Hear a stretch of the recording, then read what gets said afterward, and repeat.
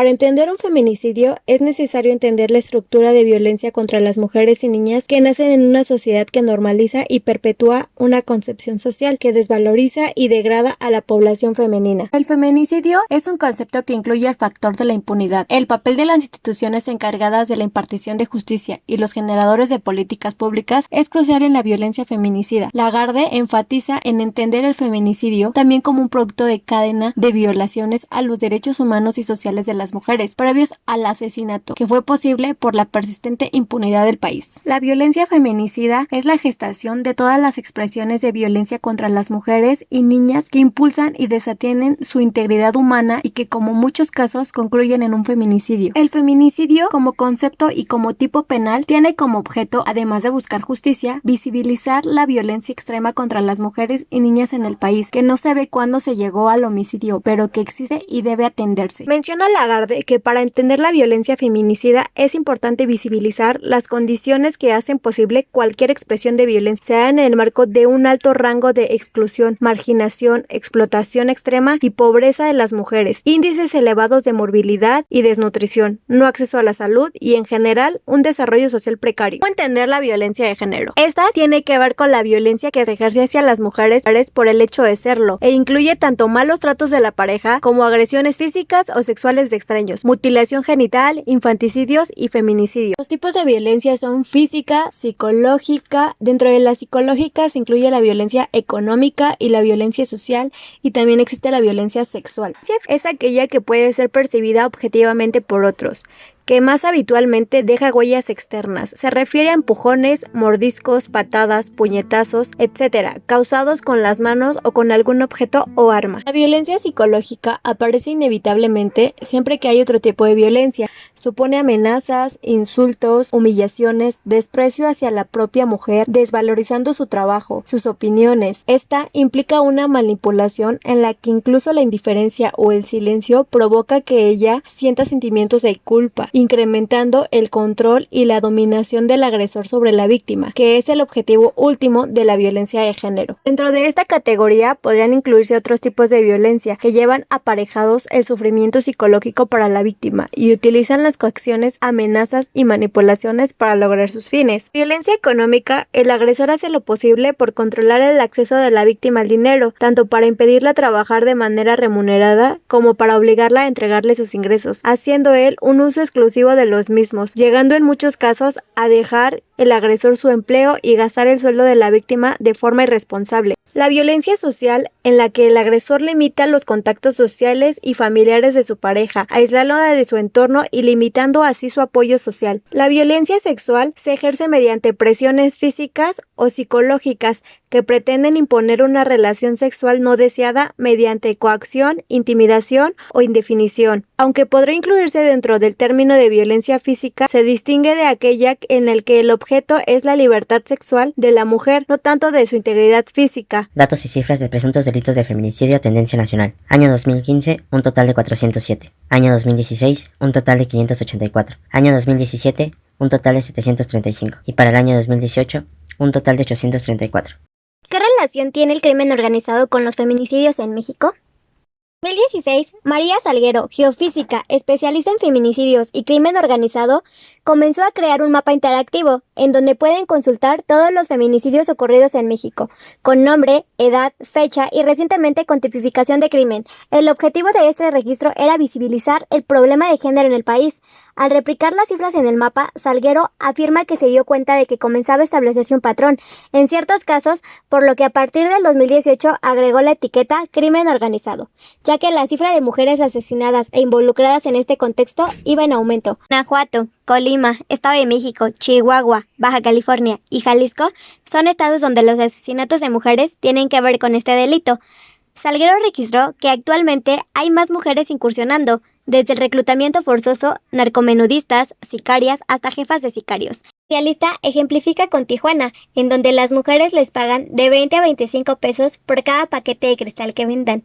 Menciona que es una situación de supervivencia, que no es para volverse ricas, pero la gente tiene la idea que eso va a pasar y le entran al narcomenudeo, se aprovechan de su vulnerabilidad. Por eso la desigualdad es uno de los factores que influyen para ver a la mujer como botín de guerra. Juárez y las muertas de Juárez son dos expresiones que hacen referencia a la suma de feminicidios y asesinatos de mujeres que se vienen cometiendo en la localidad mexicana de Ciudad Juárez, estado de Chihuahua, al menos desde enero de 1993. Para el 2012, el número estimado de mujeres asesinadas ascendía a más de 700. Por lo general, las víctimas corresponden a mujeres jóvenes y adolescentes de entre 15 y 25 años de edad, de escasos recursos y que han debido abandonar sus estudios secundarios para comenzar a trabajar a temprana edad. Antes de ser asesinadas, las mujeres comúnmente suelen ser además violadas y torturadas. Por parte de la población se ha acusado de pasividad a las autoridades locales y nacionales, puesto que en muchos casos no se ha esclarecido la responsabilidad de dichos delitos. La Corte Interamericana de Derechos Humanos ha llegado a considerar al Estado mexicano como uno de los principales responsables de estos hechos. Hay varias organizaciones no gubernamentales que brindan apoyo a las madres y familiares víctimas del feminicidio como Casa Amiga, Nuestras Hijas de Regreso a Casa, Justicia para Nuestras Hijas, Red de Mesa de Mujeres de Ciudad Juárez, entre otras. Las maquiladoras se caracterizan por su mano de obra barata y sus condiciones de explotación laboral, que conllevan regularmente a violaciones en los derechos humanos, especialmente en el caso de las mujeres. Las mujeres suelen emigrar desde pueblos y zonas rurales de México a las ciudades industrializadas, donde es viable encontrar trabajo en las maquiladoras. De acuerdo a la escritora y empresaria Jessica Livingston, esta migración ha creado un nuevo fenómeno de mujeres trabajadoras móviles, independientes y vulnerables, en ciudades como Ciudad Juárez. Por lo demás, las mujeres son usualmente orientadas para trabajar en áreas de las industrias que requieren de un menor nivel educativo, y donde se pagan salarios más bajos. Las maquiladoras, por su parte, justifican estos salarios bajos diciendo que los trabajos femeninos son temporales, lo que provoca una alta rotación de trabajadores. Según la socióloga e investigadora Monarrez Fragoso, las prácticas de la industria maquiladora revelan un ciclo de consumo desecho hacia los trabajadores, creando una concepción de mujeres desechables en el trabajo, de naturaleza devaluada y prescindible. Muchas de las víctimas de asesinato en Ciudad Juárez han sido empleadas de maquiladoras. A pesar de la expansión de la industria maquiladora, la ciudad ha mantenido una infraestructura relativamente pobre y subdesarrollada, con diversos sectores carentes de electricidad y caminos pavimentados. Como parte de su trayecto diario desde sus hogares hacia el trabajo, muchas trabajadoras de las maquiladoras deben caminar por estas zonas inseguras y mal iluminadas para tomar los autobuses que las llevan hacia las empresas, siendo este un factor de vulnerabilidad como posibles víctimas. Adicionalmente, la creciente participación de las mujeres en la fuerza laboral también puede constituir un factor que contribuye en sí mismo a la victimización de la mujer, debido a la competencia por los recursos económicos en las últimas décadas, donde en México ha habido altas tasas de desempleo masculino. En el año 2019 se generó una manifestación en contra de la violencia de género. Unas 2.000 mujeres, convocadas por organizaciones feministas, protestaron el viernes 16 de agosto del 2019 en la Ciudad de México en contra de la violencia machista, después de que una adolescente denunciara a 4 policías por violación. La concentración tuvo lugar en la céntrica glorieta de Insurgentes. Se inició de manera pacífica alrededor de las 6:30 de la tarde, cuando diferentes contingentes feministas leyeron manifiestos, mostraron grandes pancartas y danzaron en un círculo en contra de la violencia machista. Algunas prendieron pequeñas hogueras con sujetadores y otras hicieron pintadas en estatuas y suelos con lemas como "No olvidamos ni perdonamos". Bajo el lema "No me cuidan, me violan", las manifestantes exigieron a las autoridades capitalinas mayor seguridad, luego de que una joven de 17 años, cuya identidad se mantiene en reserva, acusó a oficiales de haber abusado de ella el 3 de agosto, tras salir de una fiesta en el sector de Azcapotzalco, en el norte de la capital. Las manifestantes mencionan: "Todas las ciudadanas vivimos en constante peligro. Las autoridades nos causan el mismo temor que la delincuencia organizada y estamos aterradas de vivir en este país". Esta iniciativa estuvo muy presente durante la marcha. Las asistentes no dejaron de corear frases como "Señor, señora, no sea indiferente, secuestran a las mujeres en la cara de la gente". Mujeres en México toman las calles para protestar contra la violencia. Colectivos feministas y organizaciones civiles realizaron el domingo 8 de marzo del 2020 protestas en la Ciudad de México y en el resto del país, en el marco del Día Internacional de la Mujer, para manifestarse en contra de la violencia de género y de los feminicidios. Decenas de miles de manifestantes exigieron al gobierno que actúe y que detenga la violencia, que mata en promedio a 10 mujeres cada día. Decenas de miles de mujeres desaparecieron de las calles, las oficinas y las aulas en todo México el lunes 9 de marzo del 2020, como parte de un paro laboral para protestar por la violencia que sufren y para exigir al gobierno que tomen las medidas. La ausencia de las mujeres en los espacios públicos intentaba ser un recordatorio de que cada día 10 mujeres son asesinadas en México y desaparecen para siempre, dijeron las organizadoras. El paro, así como la marcha, que atrajo a decenas de miles de mujeres a las calles el domingo, fueron un parteaguas para México, un país que durante mucho tiempo ha sido incapaz de lidiar con el machismo y la violencia de género.